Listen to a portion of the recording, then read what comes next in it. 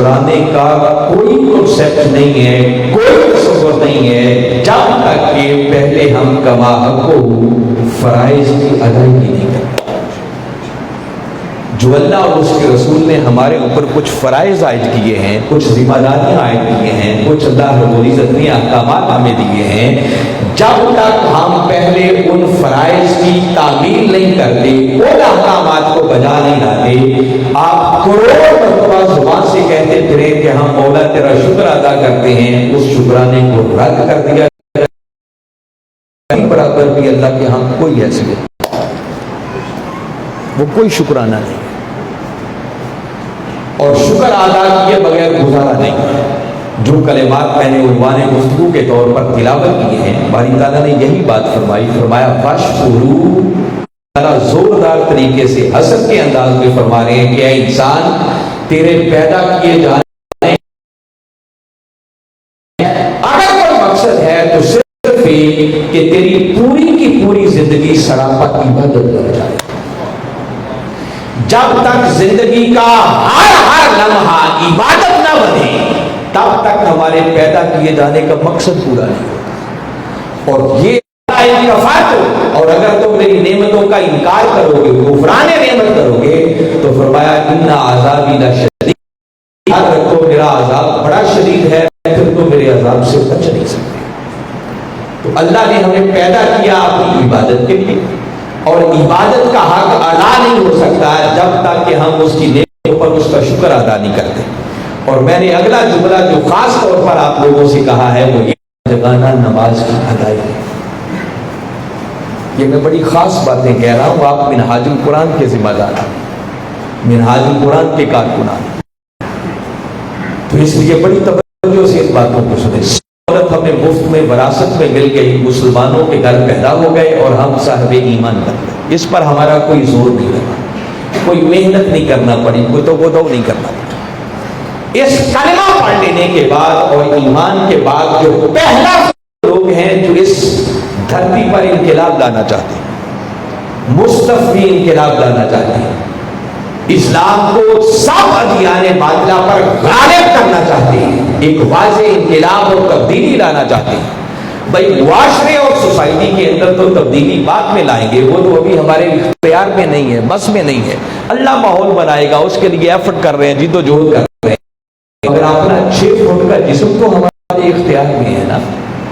اگر خود ہماری ذات کے اندر انقلاب نہ آیا تو ہم باہر معاشرے میں کس انقلاب کو لانے کی بات کرتے ہیں؟ یہ اپنے ساتھ ایک دھوکہ ہوگا، فراڈ ہوگا۔ اس لیے میں بحثیت منہاج القرآن کا ذمہ دار، آپ کو ایک ہے کہ گھنٹوں اسی پر بات کی جائے، میں صرف آپ کو متوجہ کر رہا ہوں آج کی نشست میں۔ اس نماز کے بعد دوسرا اہم ترین فریضہ وہ ہے زکوٰۃ کی ادائیگی۔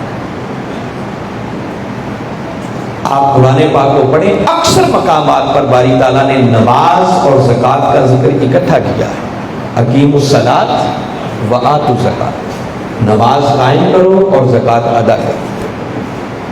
اور عبداللہ ابن عباس رضی اللہ تعالیٰ عنہ فرماتے ہیں کہ یہ جو باری تعالیٰ نے نماز اور زکوٰۃ کا ذکر اکٹھا کیا ہے نا، اس کی بہت ساری حکمتوں میں سے ایک حکمت یہ ہے کہ باری تعالیٰ اکٹھا ذکر کر کے یہ میسج ہمیں دینا چاہ رہے ہیں کہ لوگوں یہ نماز اور زکوٰۃ ایک پیکج ہے جو الگ الگ قبول نہیں ہوں گے، یہ قبول ہوں گے تو اکٹھے ہوں گے۔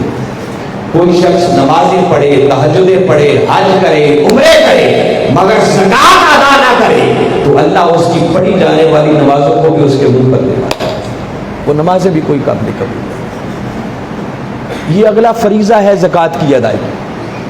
جس طرح نماز کا قائم کرنا ضروری ہے، اسی طرح اتنا ہی ضروری زکوٰۃ کا ادا کرنا ہے۔ ان دونوں کی فرضیت میں کوئی رتی برابر بھی فرق نہیں۔ جو شخص اس زکوٰۃ کا انکار کرے وہ دائرہ اسلام سے خارج ہے، اور جو اقرار کرنے کے باوجود ادا نہ کرے وہ فاسق ہے، گناہگار ہے، مجرم ہے، گریفت ہوگی، اور قیامت والے دن وہ عذاب کا مستحق ٹھہرے گا۔ میرے آقا صلی اللہ علیہ وسلم نے فرمایا جو شخص اپنے مال کی زکوٰۃ نہیں دیتا، قیامت والے دن اس کے مال کو اژدہا بنا کر اس کے گلے میں ڈال دیا جائے۔ جو اس کو ڈسے گا اور کہے گا میں ہی تیرا مال ہوں، ذرا اپنے مال کا مزہ چکھو۔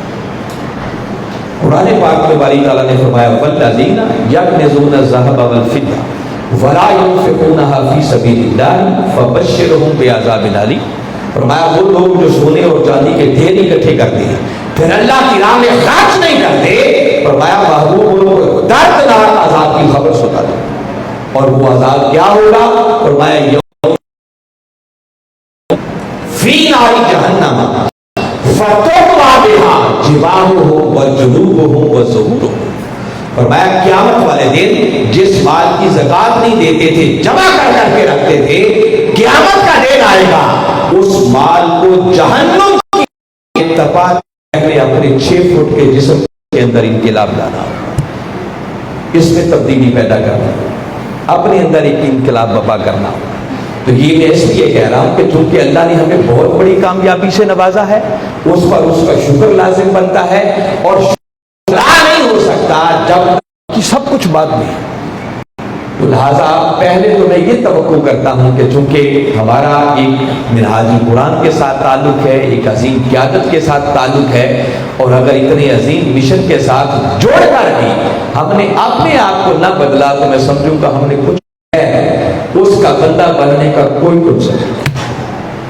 اس کے علاوہ جو کچھ کوئی بتاتا ہے کہ بس میری نمازیں ڈائریکٹ ہی وہاں ہوتی ہیں، ہمیں ادا کرنے کی ضرورت کیا ہے، کوئی شیطان ہے، فراڈیا ہے، جھوٹ بولتا ہے، جس کا دین سے دور دور تک بھی کوئی تعلق و واسطہ نہیں۔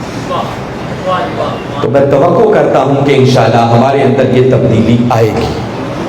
آپ جس مشن کی دعوت دے کے نکلتے ہیں خود ہی نہ سمجھ جائیں کہ آپ کا کردار ایک خاموش دعوت بن جائے، لوگ آپ کو دیکھ کر خود پہچاننا شروع کر دیں کہ لگتا ہے منہاج القرآن کا بندہ ہے۔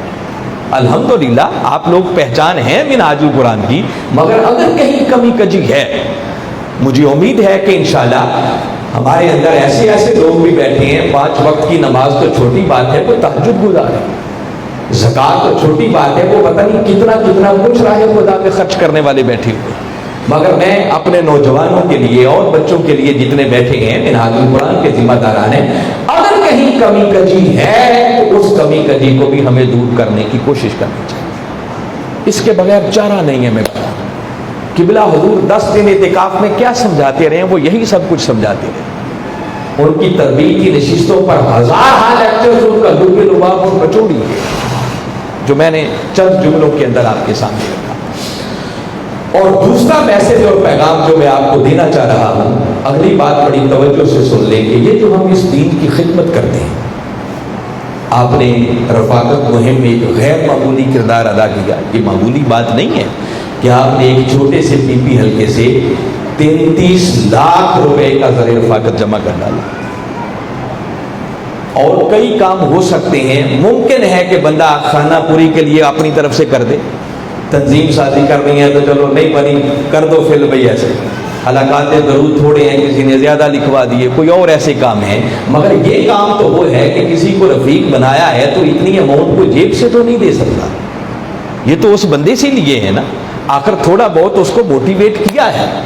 باقی پہلے دن سے لیڈر بن کے کوئی نہیں تحریک میں آتا، آغاز ایسی پکڑ دکڑ سے شروع ہوتا ہے۔ جب ہم بھی آئے تھے تو پہلے دن سے ہم میں سے کتنا کوئی میچور تھا، ایک بار وہ ممبر بن گیا ہے، اب دروازہ کھل گیا، اس کے ساتھ ایک رابطہ شروع ہو گیا، آگے آہستہ آہستہ وہ آپ کی میٹنگز میں آئے گا، مجالس میں آئے گا، مزید سنے گا، قائد محترم کے پیغام پہنچیں گے، وہ بھی آپ کی طرح ایک نظریاتی لیڈر اور قائد بن جائے گا۔ آغاز ہو گیا، ایک اچھی صحبت اور سنگت میں آ گیا۔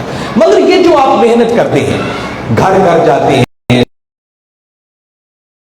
مشن کا پیغام دیتے ہیں، ان کو رفیق بناتے ہیں، پھر آپ تنظیمی نیٹ ورک کرتے ہیں، حلقات درود چلا رہے ہوتے ہیں، دروس قرآن کر رہے ہوتے ہیں، میٹنگز ہو رہی ہوتی ہیں، ورکر کنونشنز ہو رہے ہیں، یہ اتنا بڑا کام ہو رہا ہے۔ یہ جو کچھ آپ کر رہے ہیں، اس سارے کا کسی شک و شبہ کے وہ اللہ کی بارگاہ میں بطور عبادت لکھا جاتا ہے۔ یہ عبادت سے کم درجے کا کام نہیں ہے۔ یہ اگلی زور دے کے بات سمجھانا چاہ رہا۔ ابھی 2-3 دن پہلے میری نظروں سے سوشل میڈیا پر قبلہ حضور کا یہ ایک کلپ گزرا کئی لوگوں کی نظروں سے گزرا ہوگا، سنا ہوگا، اور قبلہ اس میں قسم کھا کر، اللہ اور اس کے رسول کی عزت کی قسم کھا کر بار بار آپ نے ریپیٹ کیا کہ لوگوں یہ جو پسی ہوئی عوام کے حقوق کے لیے آپ ایفرٹ کر رہے ہیں، مستفید خلاف کے لیے کوشش کر رہے ہیں، اس دین اسلام کے غلبہ کے لیے محنت کر رہے ہیں، آپ نے بار بار حلفاً کہا کہ یہ نوٹ کر لیں اپنے من کی تختیوں پر کہ یہ سب کچھ اللہ کی بارگاہ میں بطور عبادت رکھا جاتا ہے، اس میں کوئی شک کی گنجائش نہیں۔ مت سمجھیں یہ کوئی ایسے سیاسی کام ہے، بازاری کام ہے جس پر کوئی اجر نہیں ملے، یہ عبادت ہے۔ اور اگر آپ مجھے اجازت دیں تو میں ایک اسپیسیفک جملہ کہہ رہا، اور وہ جملہ بھی بڑا محتاط، بڑی نیچے درجے کی بات کر رہا۔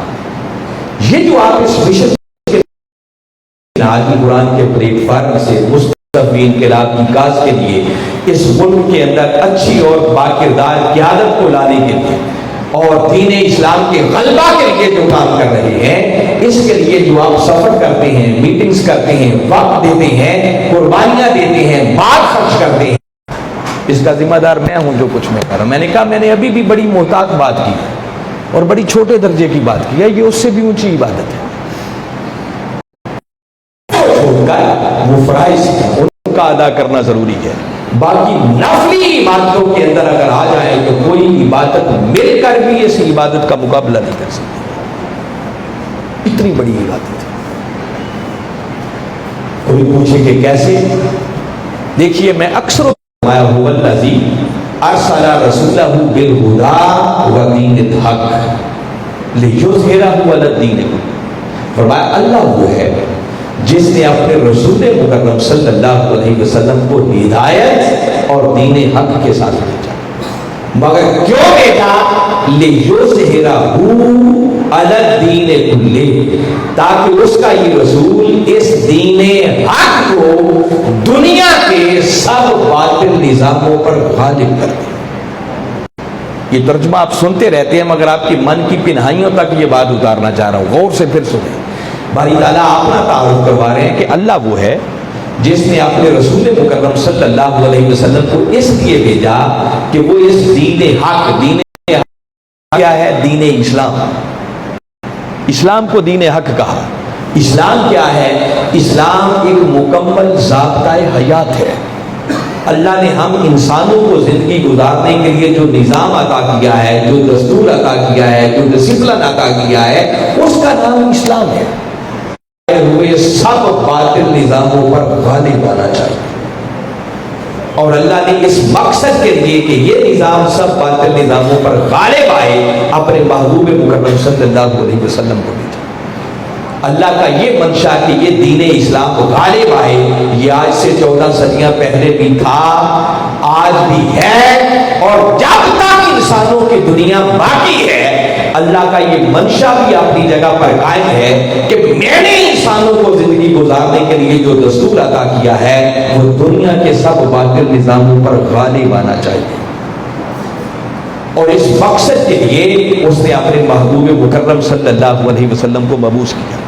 پھر آقا صلی اللہ علیہ وسلم تشریف لائے، آپ نے کلمہ حق بلند کیا، صحابہ کرام آپ کی دعوت پر آپ کے دست و بازو بن گئے، اس دین کے غلبہ کے لیے کام شروع ہو گیا۔ آپ کبھی سوچیں کہ اگر دین صرف نمازیں پڑھنا کا نام ہی تھا، روزے رکھنے کا ہی نام تھا، تو کافروں کو اس سے کیا تکلیف تھی؟ اور جس دور میں میرے آقا نے مکی دور میں اپنی نبوت کا اعلان فرمایا، اس وقت نماز تو ابھی فرض ہی نہیں ہوئی تھی، زکوٰۃ ابھی فرض ہی کوئی نہیں ہوئی تھی، روزہ حج فرض ہی کوئی نہیں ہوا تھا، ابھی تو ابتدا تھی۔ تو اس کا مطلب کافر سمجھ رہے تھے کہ جس دین کی یہ محمد مصطفیٰ صلی اللہ علیہ وسلم بات کر رہے ہیں، اگر وہ دین غالب آ جائے تو پھر ہماری سب کی سرداریاں خطرے میں، جس وجہ سے ان کو سکون نہیں آتا تھا، حتیٰ کہ میرے آقا مکہ سے ہجرت کر کے مدینہ چلے گئے، ان کو پھر بھی چین نہیں آ رہا۔ 2 ہجری میں جا کر پھر مکہ میں انہوں نے حملہ کر، مدینہ میں حملہ کر دیا، غزوہ بدر ہوا، پھر غزوہ خندق ہوا، پھر غزوہ احد ہوا، جنگیں لڑی جا رہی۔ تو اس کا مطلب یہ سسٹم کچھ چاہتا ہے، جس دین کے غلبہ کی اللہ رب العزت بات کر رہے ہیں۔ اور میرے آقا صلی اللہ علیہ وسلم نے تحریک چلائی، صحابہ کرام اس کے کارکن بنے، اور بالآخر 8 ہجری میں تاجدار کائنات صلی اللہ علیہ وسلم فاتحانہ شان کے ساتھ مکہ کی سرزمین میں داخل ہوئے، اور جس دین کو غالب لیے اللہ نے اپنے محبوب کو بھیجا تھا، میرے آقا نے عملاً پریکٹیکلی اس دین کو باطل نظاموں پر غالب کر کے دکھایا۔ اب میرا ایک سادہ سا سوال ہے کہ اس دین کے غلبہ کے لیے جو کچھ تاجدار کائنات صلی اللہ علیہ وسلم نے کیا، صحابہ کرام کے ساتھ مل کر تحریک چلائی، جنگیں لڑی، قربانیاں دی، لوگوں کو دعوت دی، سب کچھ کیا، کیا یہ میرے آقا کی سیرت اور سنت کہلائے گی یا نہیں کہلائے گی؟ جی کوئی ہے مائی کا لال جو اسے سیرت اور سنت کے دائرے سے نکال سکے؟ نہیں نکال سکتا نا۔ اور عبادت کیا ہے، دین کیا ہے، نیکی کیا ہے؟ یاد رکھیں عبادت نام ہی کملی والے آقا کے نقش قدم پر چلنے کا ہے۔ کوئی جاننا چاہے نیکی کیا ہے، گناہ کیا ہے، جو کچھ ہمارے آقا صلی اللہ علیہ وسلم نے کیا وہ نیکی بن گیا، جس کو رد فرما دیا وہی گناہ بن گیا۔ آقا نے جس دین کو غالب کیا تھا، 14 صدیوں کی تاریخ پڑھیں تو اس دین پر کئی بار زوال آیا، اور جب کبھی بھی زوال آیا اللہ نے پھر کسی نہ کسی مرد کلندر کو بھیجا جس نے کملی والے آقا صلی اللہ علیہ وسلم کے نقش قدم پر چلتے ہوئے دین اور امت پر آنے والے زوال کو پھر سے عروج میں بدل کر دکھایا۔ اور یہ حق و باطل کی جنگ قیامت تک جاری رہے گی، عروج و زوال کا سلسلہ جاری رہے گا، اور جب جب بھی اس دین پر زوال آئے گا اللہ پھر کسی مرد کلندر کو بھیجے گا جو پھر سے اس دین اور امت پر آنے والے زوال کو عروج میں بدلے گا، اور وہ آقا کے نقش قدم پر چل رہا۔ اور اس بات میں شک نہیں ہے کہ اس وقت دین اور امت پھر زوال کا شکار ہے۔ اس کی ڈیٹیل میں نہیں جاتا، بہت دفعہ بتا چکا ہوں۔ اور اس صدی کے اندر اللہ نے جس تحریک کو اس زوال کو عروج میں بدلنے کے لیے منتخب کیا ہے، اس تحریک کا نام تحریک منہاج القرآن ہے، اور یہ اخلاق کے لیے کر رہے ہیں۔ تو لہذا اللہ کا منشا بھی ہے، کملی والے آقا کی سیرت اور سنت بھی ہے، تو کیا خیال ہے یہ عبادت بنے گی یا نہیں بنے گی؟ کوئی شک اور ڈاؤٹ رہ جاتا ہے پیچھے؟ اگر مزید سمجھنا ہو تو باتیں آپ کو پہلے بھی آتی ہیں، سنی ہوئی ہیں آپ نے ہزارہا مرتبہ، میں تو صرف تذکیر کر رہا ہوں۔ جو آقا کو باری تعالیٰ نے شان دی نا، شان مذکریت، انما انت مذکر، محبوب ہم نے آپ کو مذکر، یاد دلانے والا بنا کر بھیجا کہ بھولا ہوا سبق انہیں بار بار یاد دلاتے رہیں، میں تو صرف وہ تذکیر کا کام کر رہا ہوں، یاد دلا رہا ہوں آپ کو، جانتے ہیں آپ۔ تو کہا تھا نا کروڑ تہجدوں سے بڑھ کر یہ عبادت ہے۔ اب اس سے اگلا سٹیپ سمجھ لیں۔ امام علی مقام امام حسین علیہ السلام نے کہتے ہیں کہ جس دن وہ مکہ سے کربلا روانہ ہوئے ذی الحج کی 8 تاریخ تھی، اور یہ دن بڑی اہمیت کا، کفن باندھ کے مکہ سے کربلا جا رہے ہیں۔ یہ کام کوئی عام شخص کرتا نظر انداز ہو جاتا، مگر یہ اقدام اس ہستی سے سرزد ہوا جس کو میرے آقا نے جنت کے جوانوں کا سردار ڈکلیئر کیا، جن کو خواجہ اجمیر دین قرار دیتے، جن کو میرے آقا نے اپنے کندھوں پر سواری کروائی، اپنی زبان مبارک چسائی، جن کی خاطر آقا نماز کے سجدوں کو لمبا کر دیا۔ اگر عبادت صرف حج کرنے کا انعام تھا تو بابا حج تو مکے میں ہو رہا تھا، اطراف و اکناف سے لوگ حج کی عبادت ادا کرنے کے لیے مکہ میں آ رہے ہیں، اور نواسہ رسول سر پہ کفن باندھ کے مکہ سے کربلا جا رہے ہیں۔ اگر کربلا جانا ہی ضروری تھا تو حج کرنے میں دن کتنے لگ رہے تھے؟ دن تو 5 ہی لگ رہے تھے حج کر کے چلے جاتے، ابھی کہیں بھی نہیں۔ آج فی الحال کو مکہ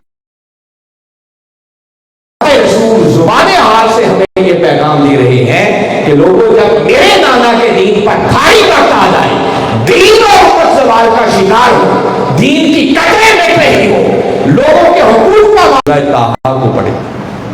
یہ جو جد و جہد ہے وقت کے ظالم اور جابر کو للکارنا، پسی ہوئی مظلوم انسانیت کے لیے محنت کرنا، اور اس کی سرکشی کیا تھی کہ اس نے قوم بنی اسرائیل کو غلام بنا رکھا، ظلم و ستم کے پہاڑ توڑ رہا تھا۔ میں صرف ایک ہی ظلم بتاتا ہوں جو قرآن نے لکھا ہے کہ وہ بدبخت یہاں تک ظلم کرنے سے دریغ نہیں کرتا تھا کہ بنی اسرائیل کے گھر جو صرف آپ اندازہ کر لیں، اس قوم بنی اسرائیل کو غلامی سے آزاد کروانے کا ٹاسک، یہ ذمہ داری اللہ نے حضرت موسیٰ علیہ السلام کو سونپا کہ موسیٰ جاؤ पर ये कलिमात हैं कि मूसा अलैहिस्सलाम ने जाकर क्या कहा, अन अरसिल माना बनी इसराइल, कि फिरौन के बच्चे हम तेरे पास आए इसलिए हैं कि कौम बनी इसराइल को आजाद करवा दे, तेरी गुलामी से निजात करवा। अल्लाह ने हुक्म दिया था, मूसा फिरौन बड़ा सरकश हो गया, जा उनके, ये वो सारी मूसा अलैहिस्सलाम की दरखास्तें हैं जो उन्होंने एक हुक्म रब्बानी सुनकर बारगाह में अर्ज की। मैं इनका तर्जुमा सिर्फ बताता हूँ, अब डिटेल में जाने का वक्त नहीं है। मूसा अलैहिस्सलाम ये हुक्म सुन के कि फिरौन के सामने जाकर कलमा हक बुलंद कर अर्ज करने लगे, मौला इतनी बड़ी जिम्मेदारी दे रहा है, पहला काम ये करके मेरे सीने को खोल, रब इश्रह ली सदरी, मौला मुझे इंशिराह सदर अता कर। ये सीने का खुल जाना ये बहुत बड़ी नेमत है, याद रखें। पैगंबर दुआ मांग रहा है कि मौला इतनी बड़ी जिम्मेदारी है तो मेरे सीने को खोल। ये जो हम ऐसे ही आए दिन परेशान हो जाते हैं ना, फलां ये कर गया हम पीछे रह गए, फलां कर गया हम पीछे रह गए, ये हमारा सीना खुला नहीं है, शर सदर नहीं है। कभी कभी मौला के हुजूर पिछले पहर सरमसजूद होकर ये शरह सदर की दुआ मांगा करें। ये शरह सदर, सीने का खोल जाना इतनी बड़ी नेमत है कि अगर ये इंशिराह सदर नसीब हो जाए तो रास्ते में करोड़ों यजीद भी आ जाए तो हुसैन के उठे हुए कदम कभी रोक नहीं सकते। इतनी बड़ी दौलत है। तो मूसा अलैहिस्सलाम दुआ करके मांग रहे हैं, मौला मेरे सीने को खोल। और जब हमारे आका सल्लल्लाहु अलैहि वसल्लम की बारी आई तो बारी ताला ने खुद फरमाया, अलम नशरह लक सदरक, महबूब क्या हमने आपका सीना खोल नहीं दिया है।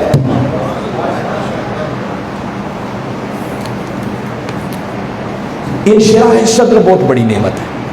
फिर बंदे के मुखालफे दूर हो जाते हैं, बंदे को क्लियर नजर आ रहा होता है हक क्या है बातिल क्या है, फिर कोई बहाम नहीं पीछे रहता। वास की मौला मेरे सीने को वयस्सिर ली अमरी, मेरे लिए मेरे काम को आसान कर दे और मेरी जुबान की गिरा खोल ताकि लोग मेरी बात को समझ सकें। ये जुबान की गिरा का खुल जाना, एक माना तो है ना कि मूसा अलैहिस्सलाम की जुबान में लुकनत थी, वो अपनी जगह पर बजा, मगर खाली लुकनत ही नहीं है, जुबान की गिरा खुल जाना ये भी बड़ी नेमत है। कई लोग स्टेज पे आके गुफ्तगू करें ना तो वो नहीं सही समझ वो भी लोगों की बिगाड़ के चले जाते हैं। और कईयों पर अल्लाह का करम होता है, वो चंद जुमलों के अंदर अपना बाकी ज़मीर यूं बयान करते हैं कि लोगों को रोजे रोशन की तरह हर चीज समझ आना शुरू हो जाती है। तो ये दुआ भी मांगा करें कि अल्लाह हमें गुफ्तगू की ऐसी तौफीक दे कि किसी से बात करें तो उसको हक और बात नजर आना शुरू हो। फिर अर्ज करते हैं वज अल्ली वजीरा, मौला इस अजीम मकसद के लिए मेरा एक वजीर भी बना, मिन आहली, वो होना भी मेरे खानदान से चाहिए। हारून, मौला उसका नाम भी हारून है और हारून भी कोई और नहीं, आगे रिश्ता बता दिया, अखी वो हारून जो मेरा भाई है। उस वक्त में ही अजरी, मौला उस हारून को मेरा वजीर बनाकर मेरी कमर को मजबूत कर, वाशरे अमरी, उसको भी मेरे साथ इस काम में शरीक कर। ये सारी दरखास्तें करके आगे मुद्दा बयान कर रहे हैं, मौला ये क्यों मांग रहा हूं। आगे कहते हैं कई नुसब्बिहा का कसीरा, मौला ये सब कुछ दे दे ताकि हम दोनों फिर कसरत के साथ तेरी तस्बीह कर सके। क्या कर सके, ये लफ्ज है कुरान में, नुसब्बिहा का कसीरा, जमा मुतकल्लिम का सीगा है, दो आगे ना, ताकि हम दोनों कसरत से तेरी तस्बीह कर सके। अब मेरा सवाल है हालिया वालों, आपसे जरा गौर से सोचें कि ये मूसा अलैहिस्सलाम जिस तस्बीह की बात कर रहे हैं कि मौला हारून को मेरा वजीर बना दे, उनके जरिए मेरी कमर को मजबूत कर ताकि हम दोनों कसरत से तस्बीह कर सकें, तो क्या इस तस्बीह का माना ये है कि मौला हारून को वजीर बना दे ताकि हम लंबी लंबी तस्बीहात ले लें, फिरौन के शहर में चले जाएं, गलियों बाजारों में फिरे, मनकों पे मनका डालते जाएं और पढ़ते जाएं सुबहान अल्लाह सुबहान अल्लाह सुबहान अल्लाह। क्या ख्याल है, ये तस्बीह मुराद है इससे? जी ज़हन मानता है अल्लाह ने हुक्म दिया है कि मूसा फिरौन बड़ा सरकश हो गया है, जा उसके सामने कलमा हक बुलंद कर। और मूसा अलैहिस्सलाम मनकों वाली तस्बीह की बात करें, ये बात जुड़ती नहीं। और हैरत की बात यह है कि सदियों पहले एक वाकया हुआ, अल्लाह ने अपने पैगंबर को हुक्म दिया, उन्होंने कुछ दरखास्तें की, अल्लाह ने वो पूरी कर दी, एक जुमला था, मगर बारी ताला ने इस पूरे वाक़े को क़यामत तक के लिए कुरान का हिस्सा बना दिया। तो کیا اس لیے قرآن کا حصہ بنایا کہ ہم پڑھ پڑھ کے انجوائے کرتے رہیں؟ کہ ایسا بھی کبھی ہوا تھا؟ ہمارا ایمان ہے قرآن کا ایک ایک لفظ تو کیا ایک ایک حرف کی ہدایت سے خالی نہیں ہے. تو بھائی تعالیٰ پیغمبر کی زبان کے اس جملے کو قرآن کا حصہ بنا کر اپنے محبوب کی امت کو کوئی پیغام دینا چاہ رہے ہیں، اور بھائی تعالیٰ اس جملے کو قرآن میں نقل کر کے ہمیں سمجھانا چاہ رہے ہیں کہ میرے محبوب کا کلمہ پڑھنے والوں یاد رکھو، اللہ کی سب سے بڑی تسبیح، سب سے بڑی عبادت وہ وقت کے ظالم اور جابر کے سامنے کلمہ حق کہنا ہے. یہ تسبیح ہے جو ہم نے 72 دن اسلام آباد کی سڑکوں پر کی تھی، اور انشاءاللہ یہ ہماری تسبیح رائے نہیں جائے گی، یہ رنگ لائے گی. بس جلد بازی کا شکار نہیں ہونا، اطمینان سے قائد جو جو کہے، جیسے جیسے کہے بس ویسے ویسے کرتے چلے جانا. تو میں یہ جتنی باتیں کی ہیں ان کے ذریعے صرف یہ سمجھانے پہ زور دے رہا ہوں کہ حاضرین مکرم کے جو کچھ آپ منہاج القرآن کے پلیٹ فارم سے آقا کے لائے ہوئے دین کے غلبہ کے لیے کرتے ہیں، میں نے بتایا کہ آپ گھر سے نکلتے ہیں، یونین کونسلوں میں جاتے ہیں، یونٹس میں جاتے ہیں، میٹنگز کرتے ہیں، ذمہ داریاں لوگوں کو دیتے ہیں، کسی کو بات سمجھاتے ہیں، دعوت دے کے اس کو مشن میں شامل کرتے ہیں. یہ آپ کا اٹھنے والا ایک ایک قدم اور ایک ایک لمحہ بغیر کسی شک و شبہ کے یہ اللہ کی بارگاہ میں بطور عبادت لکھا جاتا ہے. اس کامل ایمان اور یقین کے ساتھ نکلا. اللہ نے جس عبادت کے لیے پیدا کیا ہے نا، یہ ساری عبادت ہے جو آپ کرتے ہیں. یہ مشن کی خدمت، یہ کام، یہ تگ و دو، یہ قربانیاں، یہ ہماری عبادت ہے، یہ ہماری ریاضت ہے، یہ ہمارے مجاہدے. فرائض کو ترک نہیں کرنا، وہ ادا کرتے رہنا ہے. باقی نفلی عبادت اللہ توفیق دے کریں، مگر میں بتا رہا ہوں کہ کروڑ تہجدوں سے بھی بڑھ کر آپ کی یہ مشن کی خدمت عبادت کا درجہ ہے. اس ایمان اور یقین کے ساتھ کریں. یہ آپ کو شیلڈیں ملیں گی، یہ شیلڈیں آپ کی اس محنت کا کوئی نعم البدل نہیں ہے. کبھی ان کے لالچ میں نہ کیا کریں. ہمیں میڈلز مل جائیں گے، بڑی بڑی شیلڈ مل جائے گی، فلاں آ کر اپریشیٹ کر دے گا، ہمارا نام بن جائے گا. یہ سب چھوٹی چیزیں ہیں. یہ کیا معنی رکھتے ہیں؟ نیت بڑی اونچی ہونی چاہیے. مزہ اس دن آئے گا جس دن اللہ اور اس کے رسول نے اپریشیٹ کیا. ہم جو کچھ کریں وہ فقط اللہ اور اس کے رسول کی رضا کے لیے کریں. چند محدود لوگوں کو شیلڈیں ملے گی، کئی رہ جائیں گے جنہوں نے محنت بڑی کی ہوگی. تو کبھی دل برداشتہ نہ ہوا کریں اس بات. یہ خالی بات جملوں کی حد تک نہ رہے، اس کو اپنی زندگی کا حصہ بنا لے. میں بتانا ہوں، مل جائے تو اللہ کا شکر ادا کریں، نہ ملے تو ڈبل شکر ادا کریں کہ پردے میں رہ گیا، مولا کیا تو تیری خاطر ہے، تو جانتا ہے. اس کی بارگاہ سے تو اجر ضائع نہیں ہوگا نا. تو یہ چھوٹی چھوٹی چیزیں، نیت کو کبھی گدلا نہیں کرنا. اپریسیشن کے لیے یہ سب چیزیں ہوتی ہیں، مگر انسان ہوتے ہیں یہ کرنے والے. کہیں کو کمی رہ جائے، کسی کی اپریسیشن نہ ہو سکے تو کبھی دل برداشت نہ ہو. اس پر بھی اللہ کا شکر ادا کیا. تو ان چیزوں کے ساتھ ساتھ یہ ہم لوگوں کو مشن میں شامل کرتے ہیں. اب جتنی بڑی کامیابی آپ نے حاصل کی ہے، یاد رکھیں ایک بار کامیابی حاصل کرنا یہ آسان کام ہے، مگر آپ نے اس اسٹیٹس کو برقرار رکھنا یہ بہت مشکل کام ہے. اب آپ کے کندھوں پر ذمہ داری بڑھ گئی. ساتھ کا سارے ریکارڈ آپ نے خود توڑے، نقصان کیا نا، اتنا کچھ توڑ دیا آپ، اور ایک نیا ریکارڈ آپ نے بنا لیا. اب اس ریکارڈ کو برقرار رکھنا اور اس سے آگے بڑھنا یہ آپ کے کندھوں پر ذمہ داری ہے. یہ نہ ہو کہ اگلے سال آئے تو دھڑام سے سب کچھ نیچے، منڈی کا نام ہی کہیں نہ ہو، پھالیا کو یاد ہی کوئی نہ کرے. اپنے ریکارڈ کو خود مینٹین رکھنا ہے، اس سے آگے بڑھنا ہے، نیا ریکارڈ قائم کرنا. اور اس مرتبہ جو کمپٹیشن اور مقابلہ یہ نیکی کا کام ہے، اس پہ سبقت لے جانے کے لیے محنت کرنی چاہیے. وہ مقابلہ مارچ سے شروع ہو چکا ہے. اس بار پورے سال کی کارکردگی کاؤنٹ کی جائے. 3 مہینے ہمارے گزر چکے ہیں، مارچ، اپریل اور مئی. اب جون سے الرٹ ہو جائیں، پیچھے جتنا آپ نے بھیج دیا اللہ قبول فرمائے. اب اگلے کے لیے آپ کانشیس ہو، اور ابھی سے وہ سبق آپ نے کبھی نہیں بھولنا. ہمیں فروری میں بھی کوئی اتنی بڑی محنت نہیں کرنی پڑے گی جیسی اتنی بار کی ہے. وہ جو میں نے آپ کو ایک فارمولہ پہلے دن سے دیا ہے کہ ہم میں سے ہر سطح کے ہر عہدیدار کی بنیادی ذمہ داری یہ ہے کہ ہر مہینے ایک نیا بندہ تحریک میں شامل کر.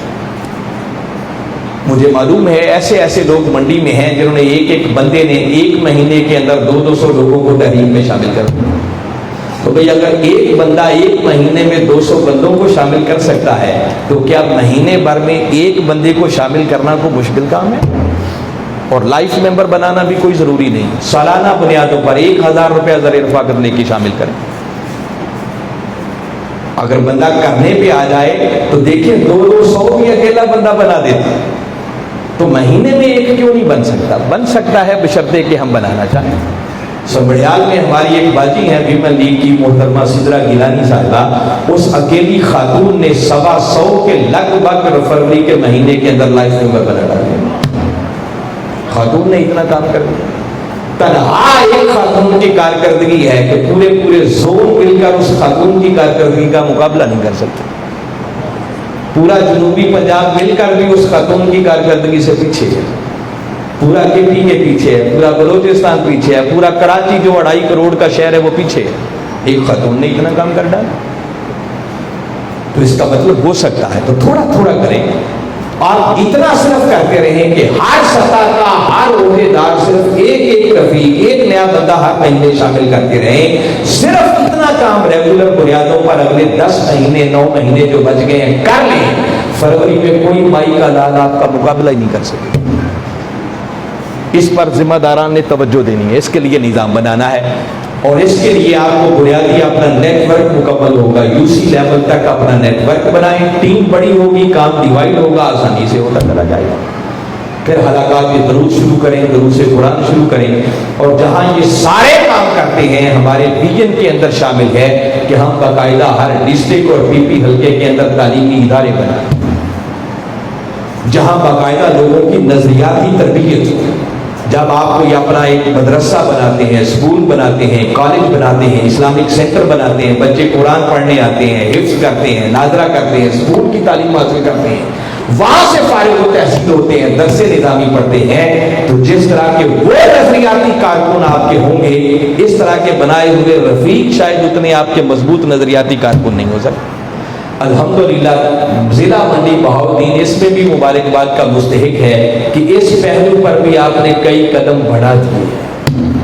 مجھے آج خبر ملی ہے، میں اس پر مبارکباد دینا چاہ رہا ہوں. الحمدللہ آپ کے پھالیہ شہر کے اندر جو ہمارا اسلامک سینٹر ہے اس میں باقاعدہ حفظ کی کلاس کا آغاز ہو گیا.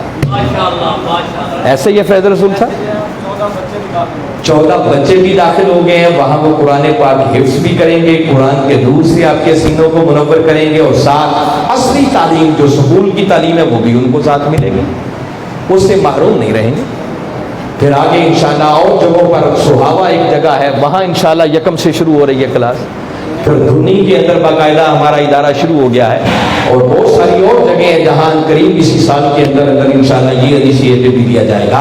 یہ بتانے کا مقصد تھا کہ آپ سب لوگوں کے علم تک بات پہنچے. آپ ایسے بچوں کو ان اداروں میں داخل بھی کروائیں، ان کی مدد بھی کریں تاکہ اس کام کو بھی منظم طریقے سے ہم لے کے آگے بڑھ سکیں. باقی باتیں کرنے کی بہت ساری ہیں، جتنا ٹائم مجھے دیا تھا وہ مکمل ہو گیا ہے. میں امید کرتا ہوں کہ اگر اتنی باتوں کو آپ اپنے من میں جگہ دے کر اس پر عمل کرنے کے لیے تیار ہو جائیں گے تو انشاءاللہ وہ دن دور نہیں ہے کہ جب اس دھرتی پر انشاءاللہ مصطفی انقلاب کا سویرا طلوع ہو کر رہے گا. غالباً قاری صاحب بتا رہے